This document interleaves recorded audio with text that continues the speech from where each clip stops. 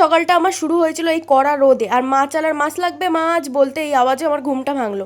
গিয়ে এদিকে মাছালা কী সব ব্যাংচ্যাং মাছ এনেছে, এর মধ্যে তো আমি চিংড়ি মাছ ছাড়া কোনো মাছই আমার ভালো লাগেনি। এদিকে আমার মা মনে হয় ডিনার লাঞ্চ ব্রেকফাস্টে সব কিছুতে ডাল আর ডাল খাবে, কত রকম ডাল ভিজিয়ে রেখেছে দেখো। প্রায় 12টা নাগাদ আমার একটা পার্সেল চলেছিল, পার্সেল নেওয়ার পরই দেখি ফ্রিজে কিছুটা খাসি মেটে পড়ে আছে, খাসির মেটে চচ্চড়ি করেছিলাম, আর এদিকে পার্সেলটা নেওয়ার পর একটা আইসক্রিম খেয়ে তাড়াতাড়ি করে স্নান করে পুজো দিয়ে নিয়েছিলাম। আর আমার ভিডিও দেখো, তারা তো ভালো মতোই জানো আমি ঘুরতে কত বেশি ভালোবাসি, আর বিকেল হলে আমার মনটা শুধু ঘুরু ঘুরু করে। এদিকে ওরকম ড্যাব ড্যাব করে দেখছো কি, আমি কিন্তু চলে গেছিলাম অশোকনগরের গোলবাজারে ওয়াও মোমোতে। আমরা একটা কম্বো অর্ডার দিয়েছিলাম, এখানে ছিল দুটো চিকেন বার্গার আর মোমো আর একটা কোল্ড ড্রিঙ্কস।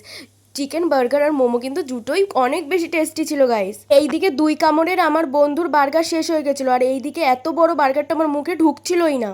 বার্গার আর মোমো খেতে গল্প করতে করতে ফটো তুলতে তুলতে আমাদের প্রায় 2 ঘন্টা লেগে গেছিলো ভেতরে। আমার মাকে কিন্তু আমি অনেক বেশি ভালোবাসি, আর কোথাও ঘুরতে বেরোবো আমার মার জন্য কিছু নিয়ে যাবো না এটা তো হতেই পারে না, এর জন্য মার জন্য একটু ধোসা নিয়ে নিয়েছিলাম। ইস আদ্দামড়ি একটা মেয়ে হয়ে গেছিস তাও তোর পুতুলের নেশা, অনেকেই হয়তো এই কথাটা ভাববে, কিন্তু আমার তাতে কোনো যায় আসে না। এই ডোরেমনটা কিন্তু আমার অনেক পছন্দ হয়েছিল, আমার বন্ধু তো বলছিল ড্রাগনটা নে, সবুজ ড্রাগন, কিন্তু না, রাত্রে ওটা দেখলে ভয় লাগবে, এর জন্য ডোরেমন নিয়েছে। আমার মা তো দেখে হেসে হেসে পাগল।